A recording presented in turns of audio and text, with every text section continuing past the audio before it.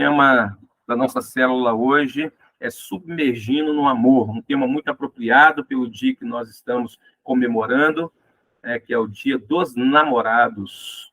Então, é um tema muito apropriado.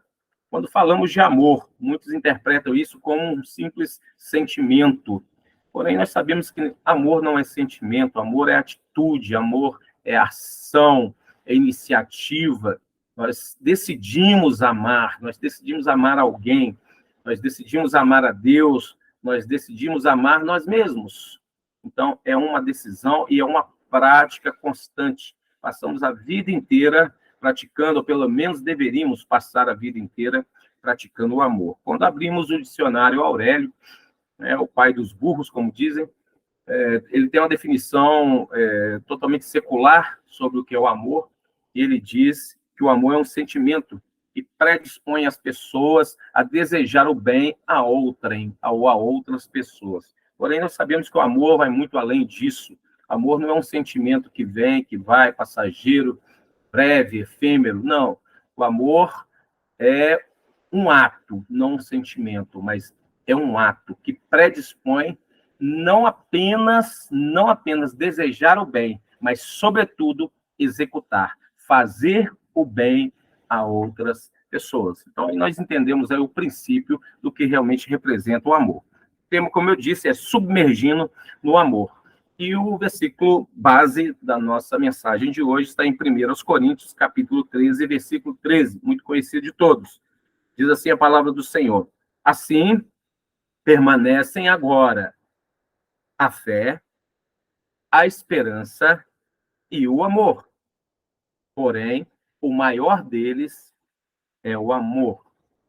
É um versículo tão pequeno, mas que diz tão profundamente, nós vamos discorrer ao longo do nosso discurso sobre a importância desses três elementos: a fé, a esperança e, sobretudo, o amor. Primeiro, a gente precisa entender que aqui cita a fé e a esperança, separadamente. E aí nós precisamos entender, primeiro, essa relação entre fé e esperança. O que é a fé e a esperança? Eu vou procurar sintetizar isso de uma forma muito simples, muito embrionária, vamos dizer assim, dando um exemplo aqui figurado, de uma criança que o pai diz o seguinte: olha, amanhã nós vamos para um parque maravilhoso, um parque aquático, e ele diz isso para o filho. Então, gerou dois sentimentos nesse menino. Gerou, primeiro, a esperança, que é a expectativa que aquilo vai acontecer, o que vai gerar nele muita emoção, muita apreensão, sobre o passeio que o pai disse que iriam fazer no outro dia. Então, isso é esperança. A fé é a certeza que o pai realmente irá levá-lo. Então, não é só a expectativa, mas é a certeza. Então, existe uma afinação, uma harmonia, uma unicidade entre esperança e fé. Tanto é que em Hebreus 11, no versículo 1, diz: a fé é o firme fundamento das coisas que se esperam.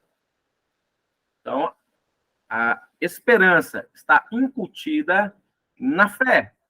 E a prova, ou a certeza, das coisas que não se veem. Ou seja, nós não vemos, mas nós cremos, nós acreditamos. E é uma certeza concreta, que não resta, não dá margens à dúvida. Quando falamos de expectativa e realidade, há muitos posts aí, que até brincam com isso: expectativa e realidade. Você só posta uma foto e quando você vai ver na realidade, a pessoa é totalmente diferente daquela foto que foi postada. Mas a nossa fé é diferente, porque é a prova, é a certeza, é a plena, genuína convicção de aquilo que nós esperamos, que a nossa expectativa corresponde em gênero, número e grau à nossa certeza, à nossa fé, à nossa esperança. Então, entendemos um pouco, amém? O que é fé, o que é esperança. Resumindo, o que é fé? Fé é a certeza. O que é esperança? Esperança é a expectativa. Vamos lá. Importância da fé e da esperança. A esperança e a fé são alcançadas em fases, não só ela como o amor. É muito interessante que aqui, quando nós lemos o texto principal, a palavra de Deus compõe os 3 elementos: fé, esperança e amor. E a fé nós já sabemos que é algo sublime, é algo transcendental. E quando você fala que o amor supera a fé, isso é algo incrível, né? É algo surreal. Então, qual a dimensão do amor? O que de fato é o amor? Será que a gente tem a compreensão do que representa, né, nas nossas vidas a prática do amor? Romanos 5, 3 e 5 é um texto emblemático para nós, porque é difícil uma célula que eu não cite esse texto, porque para mim esse texto é um manual de sobrevivência do cristão. É a receita. Se você entender o que está nesse texto aqui, você entende o evangelho, queridos. Você entende o evangelho. O princípio todo está aqui.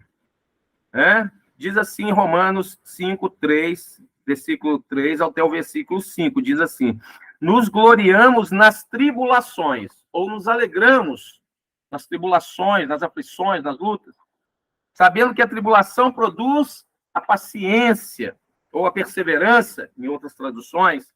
A perseverança nos traz e gera em nós a experiência, que, por sua vez, gera a esperança. E a esperança não traz confusão, visto que o amor de Deus está derramado em nossos corações pelo Espírito Santo que nos foi dado. Olha que relação impressionante que esse texto tem com o texto principal, titular nosso. Primeiro mostra que todo o processo, a tribulação, a perseverança, a experiência, aí entra a esperança. E depois da esperança, você vê que gerou uma fé, porque fala, termina a experiência que gerou a esperança, ponto. E a esperança não traz confusão. Qual esperança que não traz confusão? A fé, que é a certeza, que é a prova das coisas que não se veem. Porque aquilo que é certo, que é garantido, não é confuso, não traz confusão. Então, a esperança que não traz confusão, que o texto está citando, é relacionado diretamente à fé. E aí entra, porquanto o amor de Deus. Então, essa esperança que não traz confusão, que é a fé, ela só existe porquanto o amor de Deus está derramado em nossos corações pelo Espírito Santo que nos foi dado. Ora, então nós podemos ver que a fé, ela é sujeita, ela é subordinada ao amor, que é o amor ágape de Deus. É o amor perfeito, pleno. Então nós vemos que a fé só subsiste porque existe o amor de Deus. É por isso que a palavra de Deus fala que a fé sem a obra é morta. Que obra é essa que a palavra de Deus está falando? É a gente ir para a igreja trabalhar? É a gente ter um ministério? Não. Essa obra é o amor. Porque o amor é uma obra. O amor é uma prática. Então, quando nós amamos, nós trabalhamos, nós executamos uma obra. Por isso que Jesus resumiu tudo no amor. Ele pegou tudo e resumiu tudo no amor. Amor a Deus e amor ao próximo, mas como a si mesmo. Acabou. Porque o amor é o elemento principal. É ele que motiva a fé. Nós somos salvos pela graça, perfeito? Mas Deus fala que somos salvos pela graça. Por meio da fé, que não vem de nós. É dom de Deus. Qual é o dom de Deus? Jesus, que é amor. A essência do amor. E não vem das obras, para que ninguém se glorie. Mas fala que nós temos que praticar as obras. O que diz o texto lá em Efésios? Diz o seguinte, ó, pela graça sois salvos, por meio da fé. E isso não vem de vós, é dom de Deus, que é o amor. Não vem das obras, para que ninguém se glorie. Então não basta você praticar atos de amor, não basta você praticar atos de amor que não gere a fé. Porque somos feituras sua, criados em Cristo Jesus para as boas obras. Então, nós somos criados para as boas obras, que é o amor, as quais Deus preparou para que andássemos nela. Olha a importância do amor. O amor é esta obra que a palavra de Deus fala, as boas obras. É a prática genuína do amor. Por isso que a fé sem o amor, ela é morta em si mesma. E aí, olha para você ver que processo bacana. Né? Muitos ficam aí discutindo, nós somos salvos pela graça, então não precisa fazer mais nada. Não, precisa. Porque Deus colocou para que nós andássemos nela, nas obras que é Cristo, que é o amor. Então, para que haja graça, tem que haver... A graça é o dom da salvação, perfeito? Mas para que haja graça, tem que existir fé. Porque é por meio da fé. A palavra de Deus fala que sem fé é impossível agradar a Deus. E para que haja fé, tem que existir a obra, que é o amor. Porque a fé sem a obra, ela é morta. Então, ela não sobrevive. Então, somos pessoas que fomos separadas por Deus para a prática, para o recebimento da graça, por meio da prática da fé, da esperança e do amor, sendo que o maior deles é o amor. Incrível isso, não é, queridos? Mas aí vamos passar fase por fase. Nós temos aqui 5 fases. A primeira delas é a tribulação. Porque queremos amar, queremos ter fé, mas muitas vezes não queremos nos submeter ao processo que gera em nós a fé, a esperança e o amor. Então, nós lemos aqui que a tribulação produz a paciência, que produz a esperança, a experiência, que produz a esperança e que produz o amor, a fé. Então, nós temos aqui um processo com 5 fases. A primeira, a tribulação. O crente, quando recebe uma tribulação, ele está sendo provado por Deus. Não há nada que aconteça na vida do cristão. Está dentro do propósito. Veja bem, que está dentro do propósito. E não seja Deus provando. É por isso que a palavra de Deus fala para que possamos nos alegrar, nos gloriar nas tribulações, nas provações. O problema é que muitas vezes nós não compreendemos isso. Muitas vezes, e talvez até na maioria das vezes, nós reclamamos das tribulações que nós passamos. Sendo que a palavra de Deus fala que por muitas tribulações importa herdar o reino de Deus. Então, a aprovação, a tribulação é um propósito de Deus nas nossas vidas. Olha o que diz Romanos 8:28.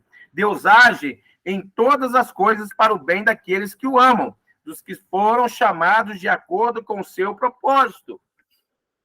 Então, tudo que acontece na nossa vida é para o nosso bem. Se nós temos discernimento disso, tudo fica mais fácil. E Paulo, quando define isso aqui, isso é impressionante, queridos, porque muitas vezes nós lemos só um texto, né? Daquelas caixinhas de promessa, nós somos mestres nisso, né? Pegar uma caixinha de promessa ali, aí a gente vê lá escrito lá, tudo contribui para o bem daqueles que amam o Senhor. Ô, glória, posso fazer qualquer coisa, então que está tudo bem. Né? Mas a gente não lê o contexto. E olha o contexto dessa passagem de Paulo quando ele fala isso. Todas as coisas cooperam. E que coisas são essas? Aí quando você vê mais na frente ali, né, do contexto, Paulo continua dizendo, e ele fala quais são essas coisas. Paulo define essas coisas como lutas, dificuldades, perseguições, fome, nudez, perigo e espada. Aí eu te pergunto, Paulo foi livrado dessas coisas? Não. Ele enfrentou tudo isso. Ele enfrentou escassez, fome, espada. E aí, vamos dizer o quê? Paulo, então, estava desviado. Paulo não estava na presença do Senhor, que pobre coitado, sofrendo tanto desse jeito, devia estar em pecado. Não estava rico, não tinha carruagem do ano, né? Não tinha mais os títulos, não tinha mais nada. De caçador virou caça. Né? E aí, o que, que nós vamos dizer? Porque nós estamos num mundo hoje cristão, né, que nos julga segundo aquilo que nós temos, não o que nós somos ou fazemos. Se o cristão tem um carro do ano, tem um casarão, ó, esse menino é abençoado, Deus está na vida dele. Agora, o outro que está passando luta, tribulação, dificuldade, não, isso aí não tem Deus, não. Isso aí não tem absolutamente nada. E se a gente for analisar a vida de Cristo, dos discípulos, todos os exemplos que a gente tem das igrejas primitivas, o que a gente vê é muita luta. Você vê que Paulo não foi livrado, ele insistiu até o final, e no final ele fala, mas em todas essas coisas, as mesmas coisas que ele cita ali em cima, somos mais do que vencedores em Cristo Jesus. E ele diz, isso é fé. Isso é fé. Por isso que a tribulação gerou nele fé. Porque para falar isso tem que ser por meio da fé. Você não fala uma coisa dessa, como Paulo falou. Queridos, Paulo foi decapitado. Paulo foi decapitado. Um cara fica falando um negócio desse, mas em todas as coisas, nas lutas, nas dificuldades, tudo, nós somos mais do que vencedores. Ele não fala isso se não for pelo Espírito Santo. Se ele não tiver passado os processos que tem que passar, nós temos que passar. Sabe, eu acho que a gente vive uma vida cristã, queridos. Desculpa o que eu vou falar aqui agora. Falo para todos, até para mim. A gente vive uma vida cristã tão embrionária, tão infantilizada. E eu fico com vergonha quando a gente vê nossos irmãos lá fora morrendo por causa do evangelho, entendendo o que é o evangelho, o que é renúncia, o que é entregar a vida. E a gente vive um evangelho que quase não tem diferença nenhuma do mundo. Desculpe, irmãos, falar isso, mas infelizmente é o que eu estou vendo no meio de muitas igrejas aí, do meio dos nossos irmãos, da nossa família. Oxalá fosse diferente. Oxalá entendesse realmente o princípio do que é você renunciar, do que é você passar por uma tribulação. Como eu já falei antes, queridos, homens lá do Antigo Testamento que não viviam na graça, viviam na lei, entenderam o propósito, largaram tudo, largaram palácios, largaram tudo, largaram suas profissões para viver uma vida de renúncia, para viver em nome de Jesus. Bom, a questão toda é que o princípio cristão, queridos, é uma contracultura em relação ao mundo. Os nossos valores são totalmente antagônicos, totalmente diferentes dos valores do mundo. É por isso que nós somos separados. E é para isso que Cristo nos chamou. Porque se os nossos valores fossem os mesmos, qual a diferença que nós teríamos? Qual a diferença do trigo para o joio? Mas os nossos valores precisam ser diferentes e muitas vezes não são. Os valores são os mesmos. Tratamos bem quem tem muito dinheiro, tratamos bem quem tem uma boa condição, mas menosprezamos aqueles que necessitam, aqueles que não têm uma boa condição. Muitas vezes somos levados por uma mente totalmente engessada, calcificada pelo sistema, somos levados a agir de uma forma totalmente anticristã, totalmente distante, longe, larga dos princípios de Jesus. Uma contracultura de valores é o que nós precisamos viver. 1 Pedro, capítulo 4, versículos 12 e 13, diz o seguinte: amados, não se surpreendam com o fogo que surge entre vocês para os provar. Está dizendo para vocês não se surpreenderem com aquele fogo que vem para nos provar, aquela tribulação, sabe o olho do furacão? Eu estou me sentindo assim hoje, quer dizer, é tanta prova, é tanta tribulação, eu falo, opa, agora acabou, já entrei na segunda fase, que nada, aí depois vem outra tribulação, a gente se sente no meio do furacão. E vem para provar vocês, como se algo estranho estivesse acontecendo. Olha o que a palavra de Deus fala. A tribulação vem, a gente acha que é algo estranho, que é algo inusitado, que não pertence a nós. A palavra de Deus está dizendo aqui.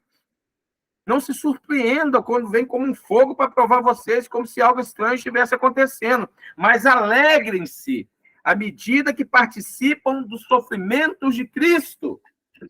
Ah, querido, eu não paro de falar a verdade, não. Eu não tenho medo de falar que está na Bíblia, não. Eu não escrevi isso aqui.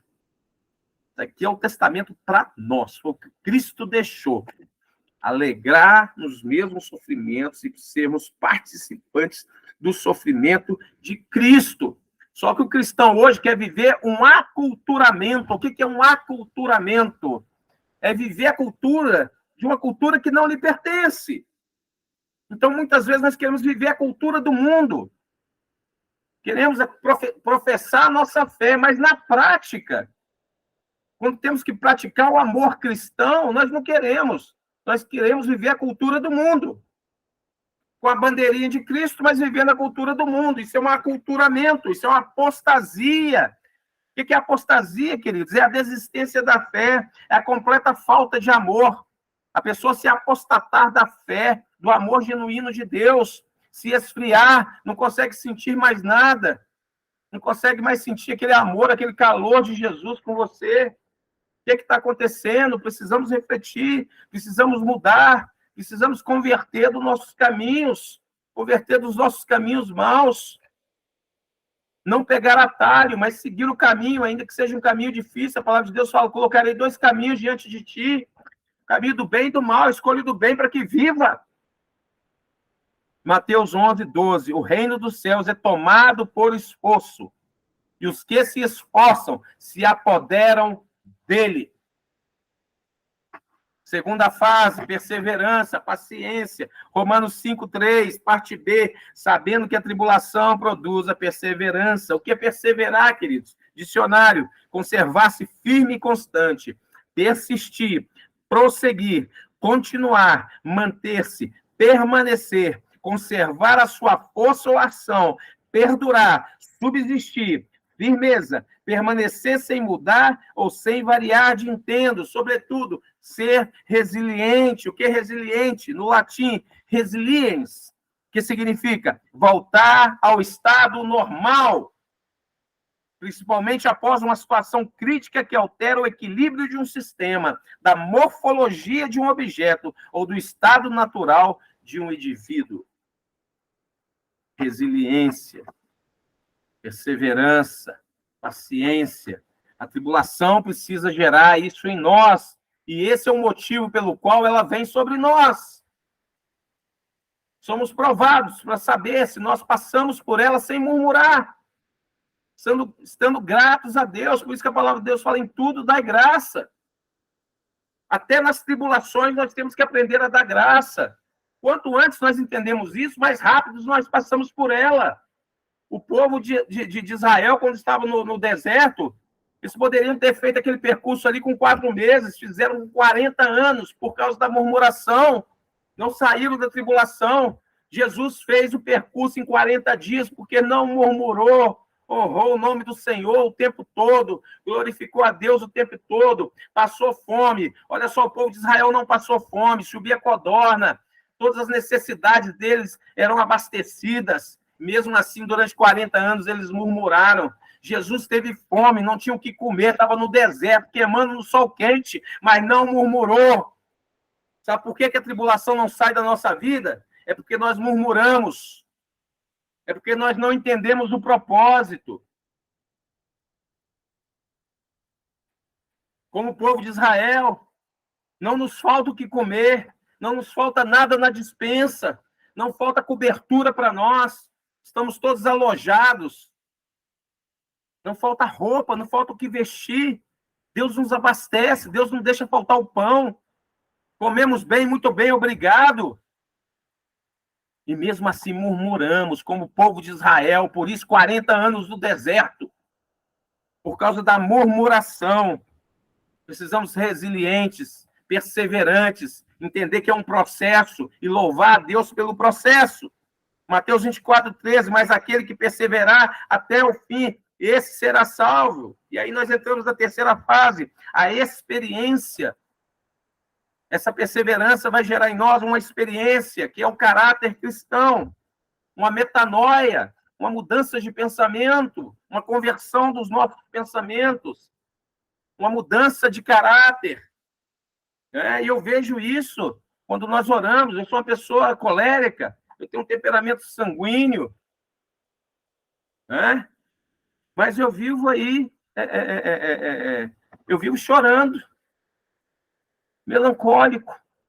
Olha para você ver, Deus colocando um sentimento de melancolia num sanguíneo, num colérico. É assim que Deus faz.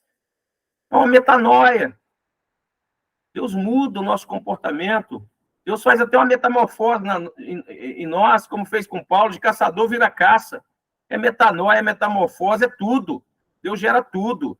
E precisar mudar em nós, Deus vai mudar. Mas o que promove isso? A experiência, a mudança de caráter. Paulo diz lá aos Filipenses, tanto sei estar humilhado. Olha que tremenda essa passagem de Paulo, queridos. Tanto sei estar humilhado, como também ser honrado. Será que nós sabemos, querido, quando somos humilhados, será que nós podemos falar o mesmo que Paulo? Nós sabemos ser humilhados? Paulo está dizendo aqui, queridos, porque experiência. Passou pelo processo várias vezes, tanto sei ser humilhado como ser honrado. De tudo e em todas as circunstâncias, já tenho experiência. Olha ele citando a experiência aí. Em todas as coisas eu tenho experiência, tanto ser honrado como ser humilhado. Em todas as circunstâncias, tanto de fartura como de fome. Paulo está dizendo, já passei fartura, tendo que comer e sobrando, mas já também passei por fome. Assim, de abundância como de escassez. Todavia, fizestes bem, associando-vos na minha tribulação. Ele viveu os dois lados da moeda. É muito fácil quando louvamos a Deus, quando honramos o nome do Senhor, vivendo só mesmo na abundância, na fartura, com a conta no azul, borbulhando. Mas e quando a conta está no vermelho, queridos? E quando a gente não está com dinheiro para pagar uma conta? E quando a gente abre a despensa e a gente não está vendo quase nada lá dentro? Quando há escassez?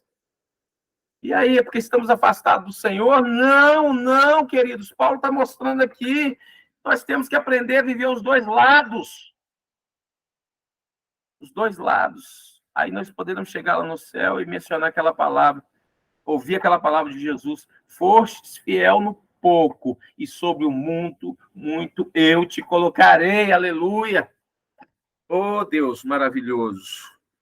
Fostes fiel no pouquinho, sobre o muito eu te colocarei.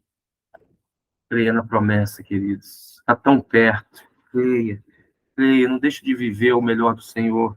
Quarta fase, a esperança, a fé. A fé no latim é fide. Acontece quando uma pessoa adere de forma incondicional a uma ideia, movida apenas pela absoluta confiança depositada nela, somada à absoluta abstinência de dúvida. Isso é fé. É impossível duvidar e ter fé ao mesmo tempo. Ah, pastor, como eu gostaria de ter fé. Como eu peço a Deus fé. Deus te dá, querido. Primeiro ele vai mandar uma tribulação. Aí você vai passar pela tribulação, porque é ela que vai gerar em você a paciência de esperar, saber esperar. E ela vai gerar uma experiência tremenda em você. E essa experiência vai gerar a esperança, a fé. Então, quando você orar por fé, vai vir tribulação, mas não tenha medo, porque sem fé é impossível agradar ao Senhor. Gálatas 5:5 diz, porque nós, pelo Espírito, aguardamos a esperança da justiça que provém da fé. A fé não pode nos confundir, querido. A fé é certeza, é prova. Ela jamais nos desaponta. Agora, nós precisamos ter atitude, porque a fé, assim como o amor, é emotiva no seu efeito, mas é racional na sua causa e transcendental na sua aplicabilidade. Então, a fé e a esperança não nos confunde, porque é a certeza. E muitas vezes deixamos de viver a fé, porque não queremos enfrentar o processo. Queremos partir para uma outra receita diferente, só que eu quero te dizer uma coisa, o bolo vai solar, querido. O bolo vai solar. A receita é essa. A receita da vitória, a receita do amor é essa. Ah, mas eu não consigo amar, eu tenho uma dificuldade de me entregar, porque você não está passando o processo. Até para gerar amor tem que ter fé. Nós estamos vendo aqui o processo até chegar ao amor, a última fase. O mundo confunde muito. Às vezes o mundo fala do otimismo. Às vezes nós confundimos a fé com otimismo, né? O que é otimismo? É o desejo, né? É o pensamento positivo de que aquilo ali vai dar certo. Então, queremos reduzir, minguar a fé aquém daquilo que realmente ela é. A fé, queridos, é a certeza, uma convicção de algo que vem de Deus, ligada diretamente a Deus. Só que muitas vezes tentam implantar para nós um sentimento secular, mundano, do pensamento positivo, que se pensarmos positivamente, as coisas virão, porque irá vir uma energia positiva e aquilo ali vai atrair como um imã as coisas boas para nós, né? O otimismo, e aí a gente acaba entrando numa visão totalmente hedonista, antropocentrista, né? Humanista, menos de Deus, menos teocrática. Então, queridos, não se trata de otimismo, não se trata de pensamento positivo, de nada disso. Isso é balela, isso é balela, isso é uma falácia, isso é um engodo, isso é uma mentira. Não, fé vai muito além disso. A fé do otimismo é cantada nos versos por Gilberto Gil, como eu já citei aqui, né? Andar com fé eu vou, que a fé não costuma falhar. Essa é a fé do pensamento positivo. Não costuma, mas falha, né? Mas a fé de Deus não, queridos. Ela é prova. Ela é certeza. Ah, pastor, mas como que eu adquiro essa fé? Vivendo o processo, queridos. Aceitando o processo. Passando pela tribulação, dando glória a Deus. É desse jeitinho mesmo. A tribulação está vindo, você está no olho do furacão. Glória a Deus. Obrigado, Senhor. Obrigado, porque isso aqui é para o meu crescimento. Eu compreendo isso. Eu entendo a tua palavra. Eu entendo os teus desígnios, os teus propósitos. E eu me submeto a isso. Ideia é a derrota de Satanás quando você faz isso. Porque Satanás vem para te oferecer salvação e solução. Como ele fez para Jesus. Você está com fome, eu vou te dar pão. Você quer o reino do mundo todo para você? Eu te dou. Ele não vem para falar, eu sou o Satanás que quer te matar. Não. Ele vem com aparente solução. Não, querido, nós não precisamos disso. Nós precisamos de entender os propósitos de Deus para a nossa vida. A esperança, queridos, ela funciona como uma âncora. O navio no ancoradouro lança a âncora para ele ficar firme, para trazer segurança para o navio. E a esperança funciona na nossa vida como esta âncora, que nos traz a segurança de que nós estamos, de fato, num porto seguro, que é a presença de Deus. Hebreus 6, versículo 18 e 19, diz o seguinte: seguindo sempre o testemunho legado por Abraão, o nosso pai na fé, o qual esperando, a esperança, com paciência, olha o processo acontecendo aqui, da fé, da esperança, da paciência, alcançou a promessa. Alcançou a promessa como? Tribulação, paciência e esperança. Está aqui no texto. Abraão, porque é impossível que Deus minta. Tenhamos a firme consolação, nós, os que pomos o nosso refúgio em reter a esperança proposta, a qual temos como âncora da alma segura e firme, e que penetra até o interior do véu, por nosso Senhor e Salvador Jesus Cristo, aleluia. E ela funciona também como uma árvore que é cortada e morre, mas ficando a raiz, ao cheiro das águas brotará e dará ramos como planta nova. Jó 14, 7 e 9 diz o seguinte: porque há esperança, novamente a baila, a esperança. Há esperança para a árvore, que se for cortada, tribulação, aflição, angústia, faca te cortando, ainda se renovará, e não cessarão os seus renovos. Se envelhecer na terra a sua raiz, e morrer o seu tronco no pó, o cheiro das águas brotará, dará ramos como a planta nova.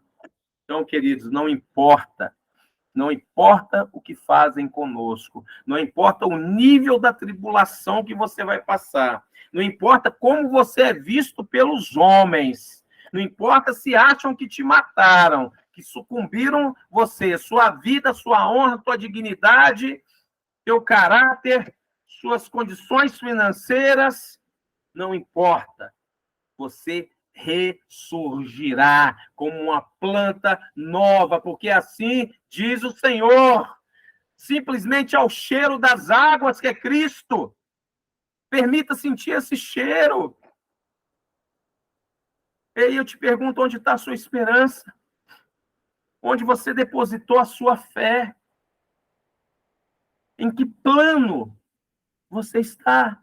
De tudo isso que a gente leu aqui, de toda essa performance literária, de toda a palavra de Deus que foi aqui explicitamente apresentada. Em que plano você se vê dentro desse contexto? Você se vê realmente uma pessoa esperançosa? Você vê que você realmente tem uma fé inabalável? Você vê que você é capaz de crer com toda certeza, sem duvidar, que Deus está contigo e que tudo que você está passando é permitido pelo Senhor? Você de fato crê nisso? Queridos, necessitamos refletir sobre a nossa vida. Precisamos refletir se o que a gente está realmente vivendo é aquilo que Deus espera que nós vivamos. Hebreus, 1 Coríntios 15, 19. Se a nossa esperança em Cristo, se limita apenas a esta vida, somos os mais infelizes, os mais miseráveis de todos os homens. Não é de um grupo, não, queridos, é de todos. Se a esperança que nós temos em Cristo se limita aqui, se limita o que Ele pode fazer por você aqui, o que Ele pode te dar aqui. Se a tua esperança está nisso, a palavra de Deus fala que você é o mais miserável entre todos os homens, o mais infeliz, o mais mal aventurado entre todos os homens. Ou nós cremos na palavra de Deus, queridos, ou nós cremos nisso, ou então a gente desiste. Pega a carteirinha e fala, não, eu não vou ser crente mais, não. Não dá para mim, não. Arrego. Não dá para mim. Então nós vamos entender, queridos, que a esperança em Cristo não está aqui. Vai muito além disso aqui, queridos. Muito além. Isso aqui é subcutâneo. Isso aqui não é muito externo, querido. Isso aqui é essa carenagem aqui, ó. Vale nada. Eu estava vendo um programa na televisão, caixões ali, não sei qual lugar que tem vários caixões de vários países ali juntos, fizeram vários cemitérios, né? E aí as pessoas compram lá as gavetas, né? Eles cremam, depois vai para uma gavetinha. É o fim, querido. Teve um que construiu tipo uma igreja, assim, ó, aquelas torres gregas, tipo o Paternum, em escala bem menor. Ele construiu no cemitério lá. Fala, imagina quanto que ele gastou, quanto que ele investiu naquilo ali, quanto que não é pago, né, o anuênio daquilo ali para poder manter aquela estrutura toda, como se ele estivesse morando ali. Olha só para você ver. O que vale aquilo? Quem está numa gaveta, quem está no Paternum, dentro de um cemitério, nada aquilo. Nada. Por isso que a palavra de Deus fala que quando nós limitamos a nossa esperança em Cristo, aqui nessa terra nós somos os mais miseráveis dos homens. Hebreus 10, 38, 39. Mas o justo viverá da fé. Mas o justo viverá da fé. E se ele recuar, olha os calvinistas aí agora de plantão. E se ele recuar, a minha alma não terá prazer nele. Nós, porém, não somos daqueles que se retiram para a perdição, mas daqueles que creem para a conservação da alma. Eita glória! Para a conservação da alma. quinta e última fase, agora entramos no amor. Pronto. Passamos pela tribulação, né? Já aprendemos a perseverar, a ter paciência e já adquirimos experiência. Que ótimo! Temos experiência do Senhor, isso gerou em nós uma esperança muito grande, que renovou a nossa fé. Pronto, agora nós temos fé, fé com força.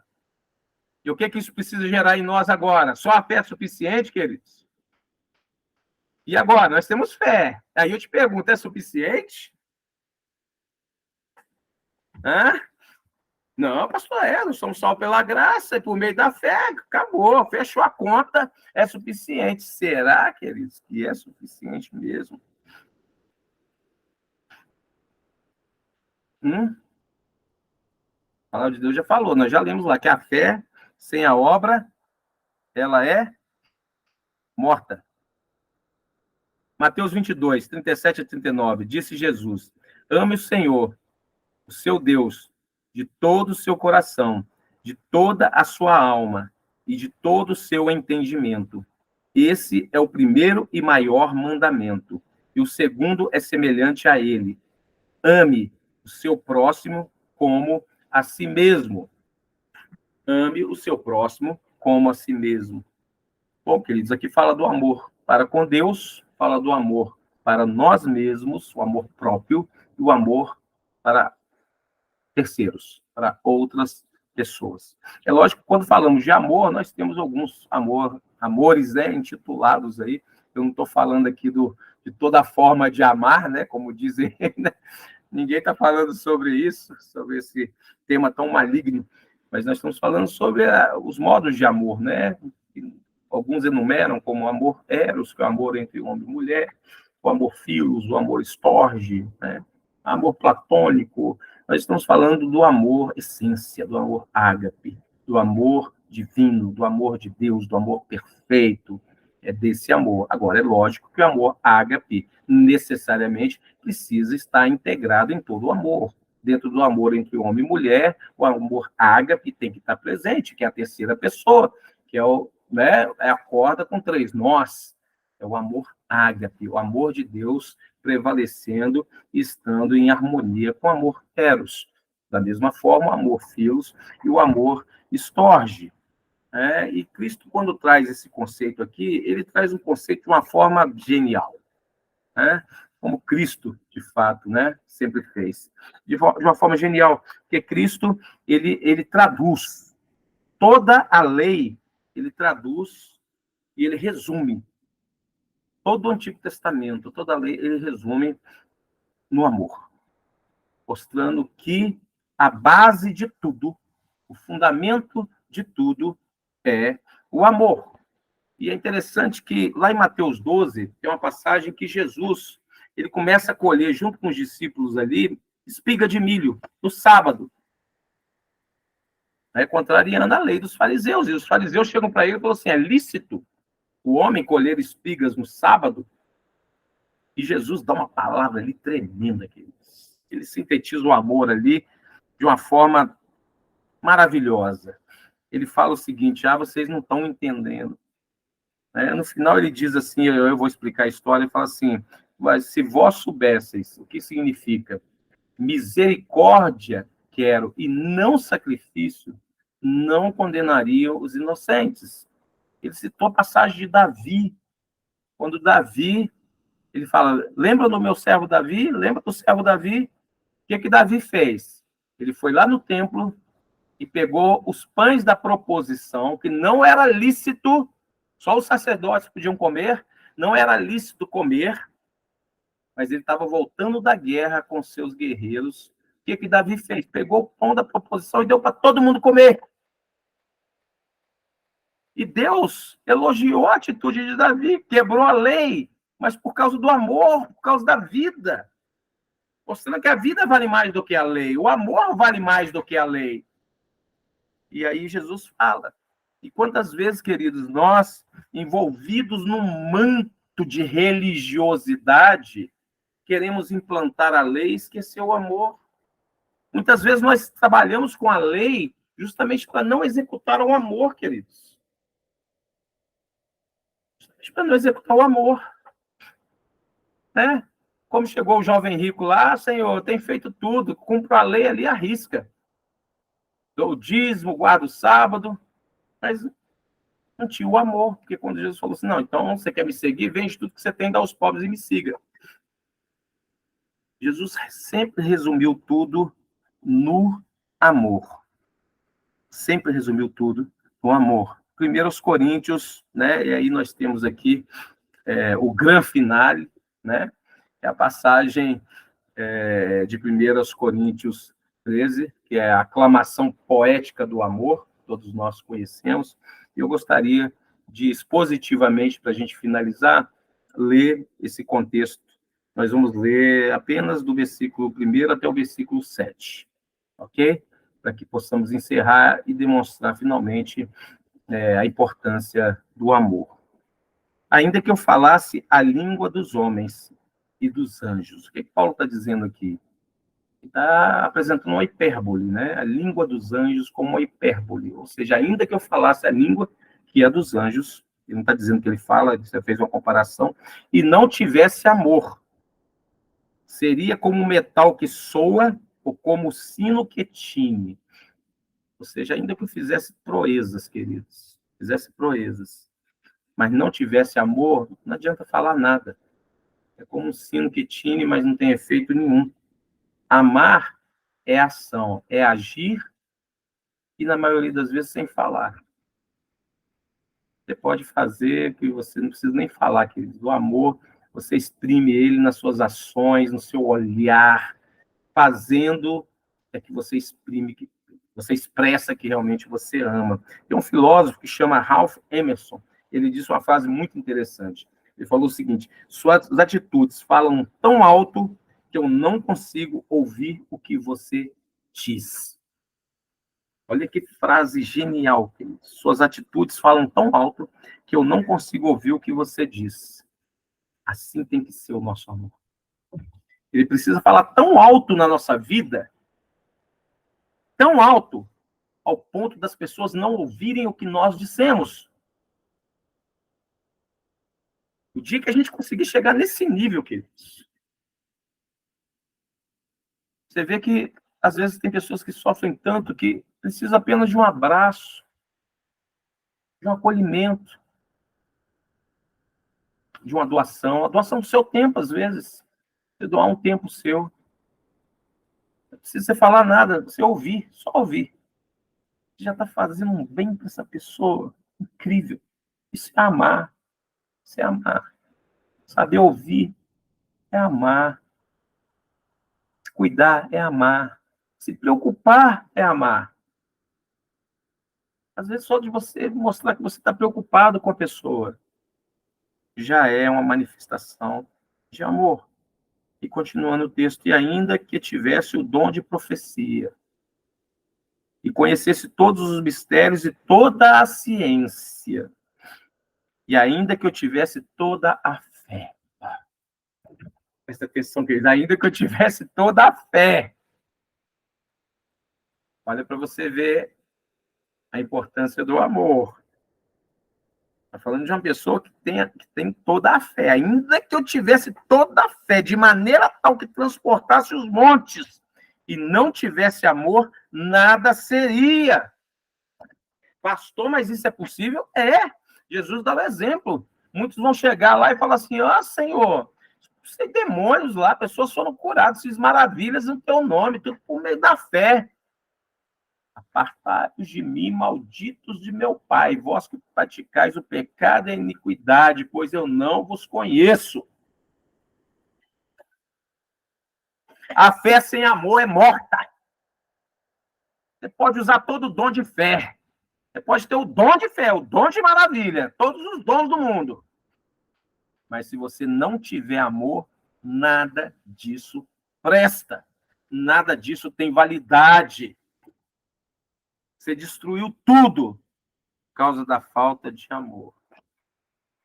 Jesus chega a uma certa ocasião e fala o seguinte: olha, bem-vindos, benditos meu Pai, porque eu tive fome, me deste comer, tive sede, me deste beber, estava nu e me vestistes, não tinha onde morar, estava preso e não me visitastes, e me visitastes. Eu falei que estava vestido, né? Estava nu e me vestisses, estava com fome e me deste de comer. Vinde bendito de meu Pai, e possuí por herança o reino que está proposto desde a fundação do mundo. Ah, Senhor, mas quando é que nós fizemos isso? Todas as vezes que fizeste para qualquer um dos pequeninos. Querido, sempre que você abençoa um irmão, sempre que você cuida de alguma necessidade de um irmão, seja do ponto de vista emocional, seja do ponto de vista financeiro, seja do ponto de vista espiritual, qualquer sentido, familiar, você está fazendo para o Senhor. Apartai-vos de mim, malditos de meu Pai, porque tive fome e não me deste de comer, tive sede e não me deste de beber, estava nu e não me vestiste, estava preso e não me visitaste. Ah, Senhor, quando deixamos de fazer isso, quando deixaste fazer para qualquer um dos meus.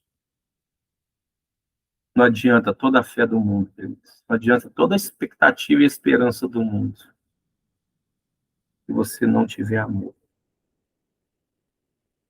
E ainda que distribuísse toda a minha fortuna para sustento dos pobres, jovem rico, né? E ainda que entregasse o meu corpo para ser queimado. Queridos, alguém chegar ao ponto de entregar, né? Uma Joana d'Arc da vida, para ser queimado e não tivesse amor, nada disso me aproveitaria. Mártires sem causa divina. Não adianta. Não adianta. Tem que ser por amor. O amor é sofredor. O amor é benigno. O amor não é invejoso, não deseja aquilo que não é dele, não deseja. O amor não trata com leviandade. O que é a pessoa ser leviana? É ser insensato, é ser volúvel, é que julga precipitadamente. Uma pessoa que julga precipitadamente, ela não conversa, ela já sai julgando. Então é ser leviano, mas o amor não é leviano, ele é sensato, ele não é volúvel. Não se ensoberbece. O que é isso? É o orgulhoso, é o soberbo. O amor não é orgulhoso, não é soberbo. Não se porta com indecência. Não busca os seus interesses, ou seja, ele é altruísta, ele é abnegado, ele é beneficente, ele é caridoso. Não se irrita, ele é paciente. Não suspeita mal, ele é firme, ele é seguro. Não folga com a injustiça, porque ele é digno, ele é honrado, ele é moral, ele é puro. Mas folga com a verdade. Ah, pastor, é impossível isso. É. Mas aquilo que é impossível ao homem é possível a Deus. É impossível quando estamos enfermos pela carne, diz a palavra de Deus. Mas Deus pode tratar a nossa vida, amém? Buscamos a mente de Cristo e aprendemos a ser como Cristo. É assim que devemos ser. O amor tudo sofre. Olha a fé de novo aqui, ó. O amor tudo sofre, tudo crê. Falando de fé aqui. Então, o amor tudo sofre, tudo crê. Tudo espera. Falando da esperança. A esperança e a fé. Olha aqui. Olha a finalização. Olha o grande finale. Tudo sofre, tudo crê. Ou seja, fé, tudo espera. Ou seja, esperança e tudo suporta. Qual a diferença do amor? É que além dele ter a prática da esperança, além dele ter a prática da fé, ele tudo sofre e tudo suporta. Então, ele não perde a fé, ele não perde a esperança, e ele sofre, ele suporta, ele renuncia a si mesmo, para que ele possa viver a intensidade da fé e da esperança. Por isso ele é maior do que a fé, que a esperança. Porque não somente ele tem em si, na sua essência, a esperança e a fé, como ele tem a prática, suportando qualquer adversidade, para manter a fé e a esperança. A fé é a certeza, a esperança é a expectativa, o amor é enfrentar tudo, absolutamente tudo, em razão da fé e da esperança. Por isso o amor é sublime e é maior. Que Deus possa nos encher com esse amor, o amor ágape de Deus, que esse amor possa ser derramado em nome de Jesus nos nossos corações. Abra o teu coração, diga assim: o Senhor, Senhor, derrame o teu amor sobre a minha vida, me encha com essa fé, me encha com essa esperança, não deixe eu viver uma vida cristã apática, medíocre, pobre, rasa. Não, Deus, me encha com a fé, com a esperança, com a experiência do Senhor e com esse amor sublime, Deus, que é transcendental, que nós, por nós mesmos, não conseguimos viver. É impossível, Deus. É impossível viver o que está escrito aqui. Um amor de renúncia, de resiliência, que tudo crê, que tudo suporta, que enfrenta todas as circunstâncias, por piores que sejam. Nós, Deus, não conseguimos, mas o Espírito Santo do Senhor, que está em nós, nos transforma, gera uma metanoia, gera uma metamorfose em nós, ao ponto que nós conseguimos fazer aquilo que a nós é impossível. Por isso, Deus, nós estamos colocando a nossa vida, o nosso caráter, o nosso temperamento, Deus, a nossa humanidade, nós estamos colocando diante do Senhor e falando o seguinte: Deus, transforma a nossa vida por completo. Possamos, Deus, ter acesso a esse amor, Pai.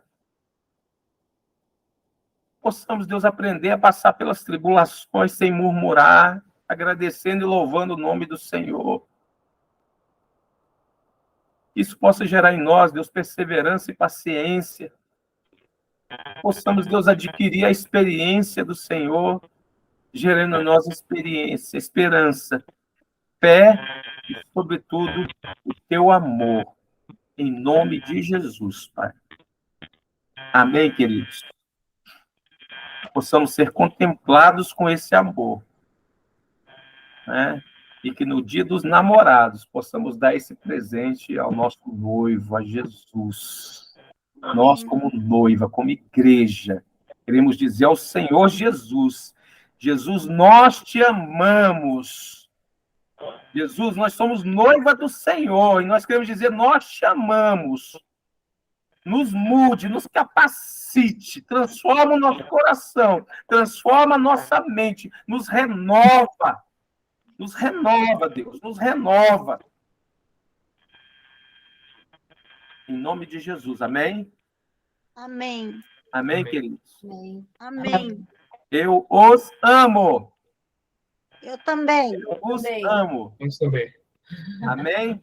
Amém. Contem Glória a comigo. Deus. Isso Glória não a é da Deus. boca para fora. Contem comigo. O que vocês precisarem.